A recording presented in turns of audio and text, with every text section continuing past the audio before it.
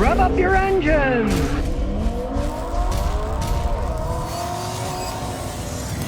Alexander Schwimmer says, is a manual transmission faster than an automatic? Well, I used to say, yes, they are. But let me tell you something. It depends on which automatic and what year it is. Because I had Ford send me one of their Mustangs that had the 10-speed automatic transmission. And it was faster than the 6-speed that I shifted by myself. I had the same model Mustang. One was a 6-speed, one was a 10-speed automatic.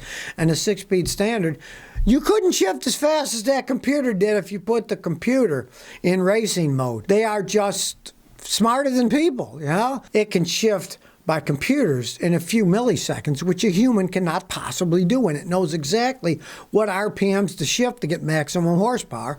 If you put it on economy, it would shift and not give as much acceleration, but you put it on the sports mode, and especially ones that have racing mode, a human can't shift that fast. So, modern cars, some of them, the automatics actually are faster, unless you happen to be a computer. Jason Coulette's Scotty, what are some of the performance pros, cons of switching to E85 on a tuned 2010 Acura TL? All right, well, if it's tuned for that octane, go right ahead. If you saw that guy did that record production car out in Washington State somewhere that went 300-something miles an hour, they did it on E85 because you can get faster. You can go faster on it.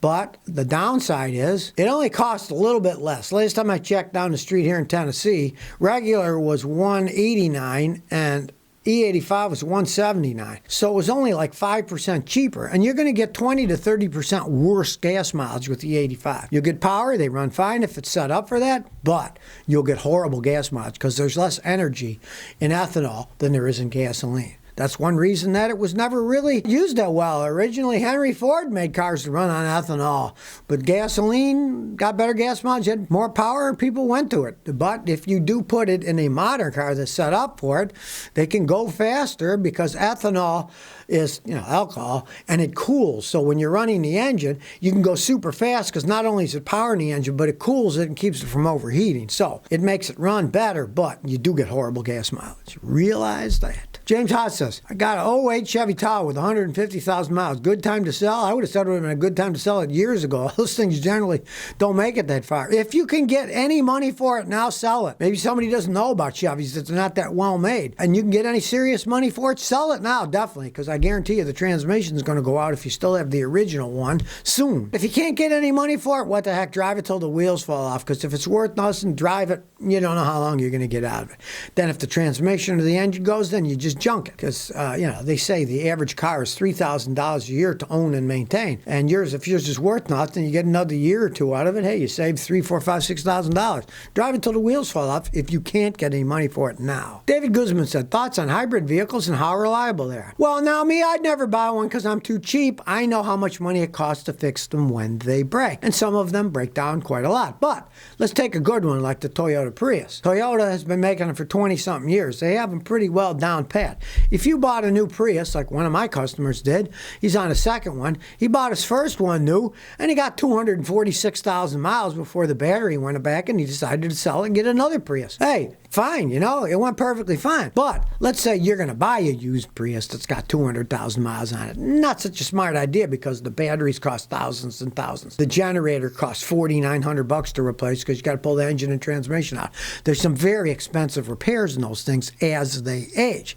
They're very interesting technology, but they're very high-tech. And every high-tech technology eventually breaks down when it does, and you're the one paying for it. You're going to wish you didn't buy a hybrid vehicle. Dennis Campbell says, what's your opinion of 2021 Chevy Spark? Well, last 6 years and 60,000 miles. Well, I hope it does. I'm not a GM fan whatsoever, but, the Spark, that's, new technology, and it should last 6 years or 60,000 miles. That's not all that far for a vehicle, really. And they are putting more money into that technology, so, let's hope it does.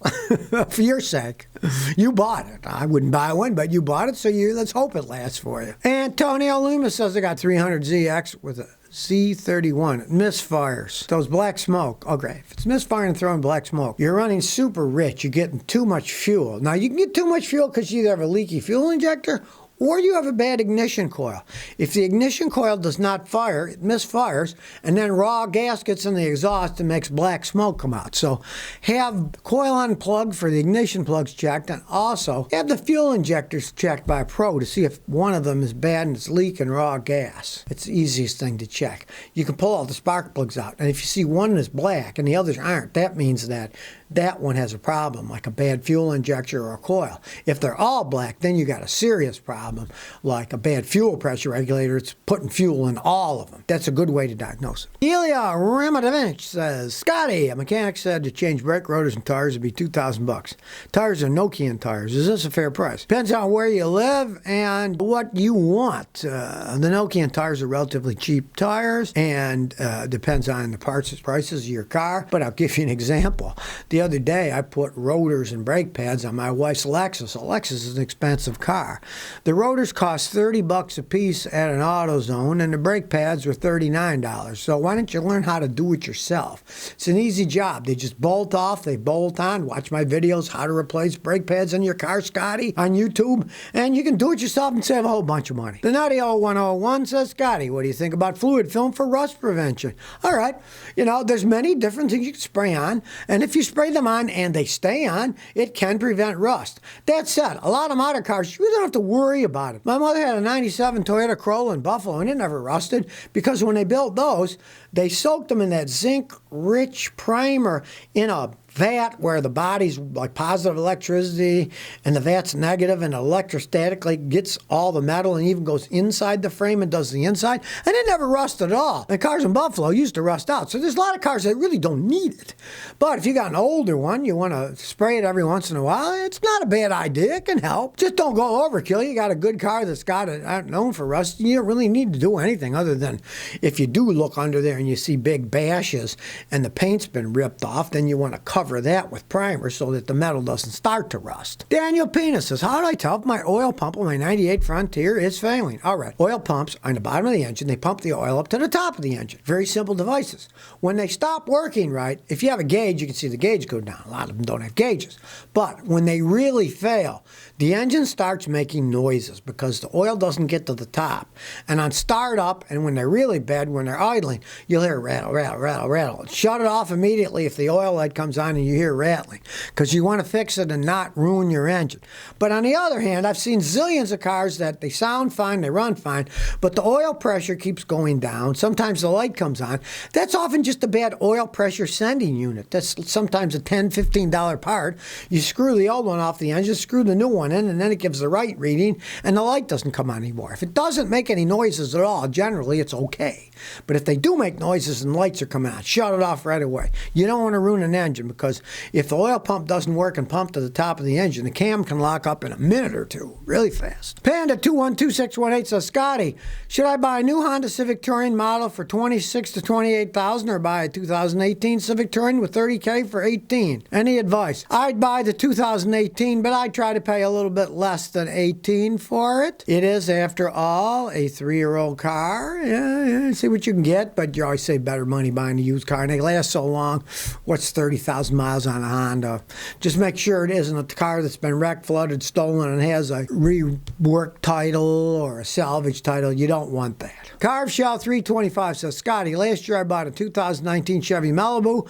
Went to dealer, get oil changed, my tires rotated. AC didn't change my air filter. The last 3 times I go, they said I need air filters. Well, air filters get dirty. They filter the air going in the engine, so you got to change them. But if you did change air filters 3 times in a 1-year-old car, they're just selling you stuff. That reminds me of a New York story. When I was a kid, lived in Niagara Falls, New York, and one time my father wanted to go to Saratoga, so we drove out there in a car. He liked betting on the ponies. We stopped for gas off the New York State Thruway, where they're right next to the Thruway, and they're all jip joints that try to sell you stuff. And the guy says, oh, you need an air filter. And my father said, kiddo, I run a gas station. I changed it right before this trip. Don't try to sell me this crap. And the kid didn't care. He just went and filled the gas up. He didn't act embarrassed because he was told by everybody to tell every single person coming in, tell them I need an air filter. Hey, if 2 out of 10 take it, we sell 2 air filters. So check it yourself. If it's not dirty, don't replace. If it's dirty, replace it. They don't cost much. You can get it at any discount auto parts store. Yasser Zaiden says, what are the most reliable cars made in the last 15 years? Probably Toyota Corollas, you know,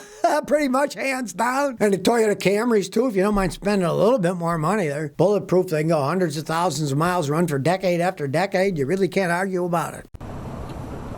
So if you never want to miss another one of my new car repair videos, remember to ring that bell.